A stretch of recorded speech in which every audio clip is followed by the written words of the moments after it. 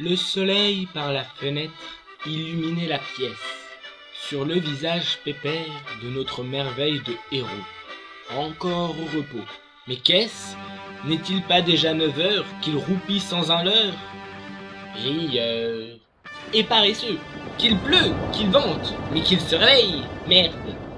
Et avec médisance, il se lève doucement, méconnaissant la pluie à 9 heures du matin. Inlassablement quand même, il se lève le coude, essuie sa bave. Grâce, bah, c'est dégueulasse. Malheur, il a posé le pied sur le sol de sa chambre. Il a commencé par le pied gauche, chose moins rose, qui rime avec la prose. C'est ainsi que sa journée a mal commencé.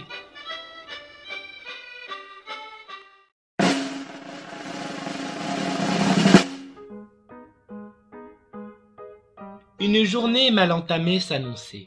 Aller se doucher dès le lever n'était pas sa priorité. C'est pénible en effet de se laver une fois par an. Notre héros commence donc sa journée par manger. Son petit déjeuner bien engagé le met avec effet de bonne humeur. Son humeur bien ravageur auprès de ses voisins est pour eux bien pénible.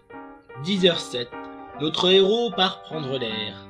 Mais une ruelle le mène alors vers une taverne. Là j'ai de la peine, pour lui. C'est con, rond, sans don, je parle du tavernier. L'imbécile aux gros sourcils tape Cosette avec la tapette. La tapette c'est notre héros. Mais ses propos ne sont pas rigolos. Non, ils sont plaisants. Pour nous, humour. Un étranger capuchonné a engagé une discussion. Que veut-il? Du moins il rit. Une quête? Peut-être. Une lettre. Pour tapette. Tout est très net, lisons la lettre, ce sera plus clair. Cher neveu, je suis en ce moment en voyage d'affaires et mon sous-directeur est tombé malade. Ce n'est pas très grave, mais il faut que tu le remplaces dans mon donjon. Tu seras nourri et payé, et j'effacerai les 2 mois de loyer que tu me dois. Bonne chance, ton nom. PS, si joint l'adresse et toutes les informations essentielles.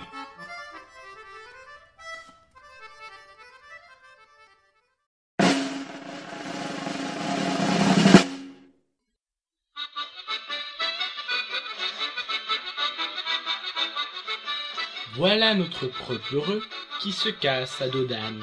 Un petit trajet est alors engagé.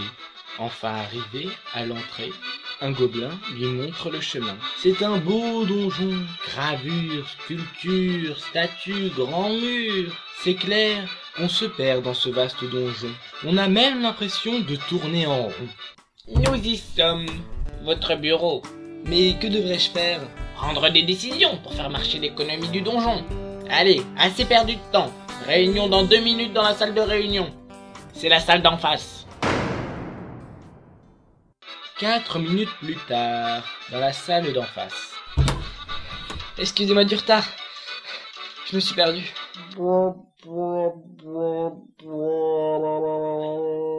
Avec leur mine affligée, ces personnages autour de la table vont être présentés. Tout d'abord, Elmer, un mercenaire, le stratège. Ensuite André, le conseiller économique. Et puis Henri, l'homme politique, législatif. Et pour finir, un gobelin, parce que ça fait bien. Gobelin à tout faire. Une fois tout le monde assis, c'est le gobelin qui préside. Et il explique que Claire, guerrière et elfe vont venir ici pour 12h10. Alors Elmer, quelle stratégie pouvons-nous adopter pour détruire ce petit groupe de 3? Je vous propose pour ces sujets 2 options. La première est un plan en 4 phases. C'est sur celui-ci que je vais m'attarder premièrement.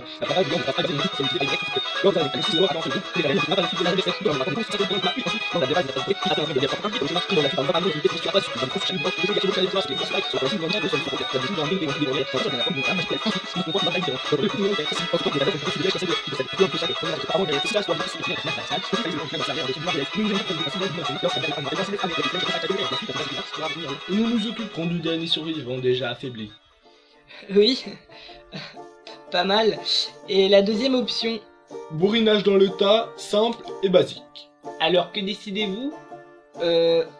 Honnêtement, la deuxième proposition me paraît plus sympa. Ah oui, j'aurais dit ça. C'est effectivement ce que j'ai pensé. Ah oui, ça Bien c'était pensé, bien, oui, bien c'était pas pensé. mal.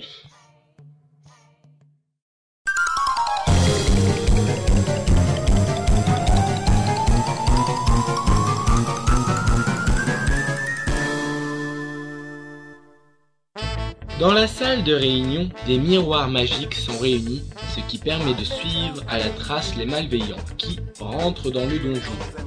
Voyons, midi 11, ils sont en retard. Ah, les voilà. Bizarre, ils frappent. Et maintenant ils entrent. Ils entrent prudemment.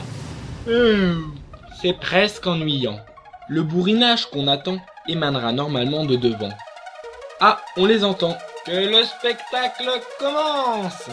L'effet de surprise émis par notre équipe est un avantage tactique, mais la défense ne perd pas la cadence. Magnifique percée pour nos joueurs. Je ne me leurre pas, c'est un coup d'épée bien manié qui vient d'être fait.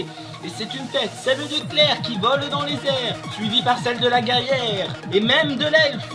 C'est une victoire indiscutable sans faille, écrasante défaite pour l'équipe des Lopettes maintenant par terre. C'est la fête!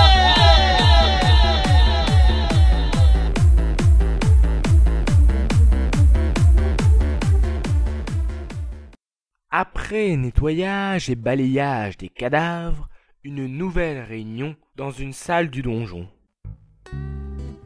Il y a un grave problème, monsieur. Le malheur est que de moins en moins d'aventuriers viennent dans le donjon. Il est vrai qu'à force que personne n'arrive à ressortir vivant du donjon, à même repousser les meilleurs à venir.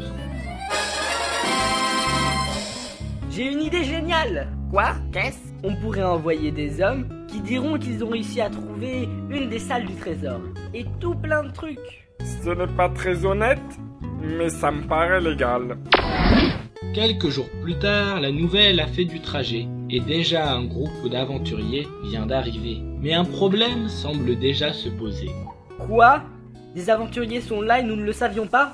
C'est que même si nos espions sont très bons, il y a parfois des choses qui leur échappent. Réunion immédiate! Je veux tout le monde devant les miroirs vision. Je veux que toutes les créatures de ce fichu donjon soient armées et prêtes à combattre. Je veux que ça bouge! Pendant ce temps, à l'entrée du donjon, quelques compagnons doivent prendre une décision. Alors, on rentre ou on joue aux cartes? Quelqu'un a des cartes? Il faudrait peut-être faire le tour du donjon avant. Ok, je me lance, c'est moi qui ouvre. Je ne sais pas si c'est très prudent. Voilà, et une chose de faite. Et une immensité de possibilités qui s'en ouvrent avec Quoi? la porte. Ah. Bon, moi j'entre. On arrive.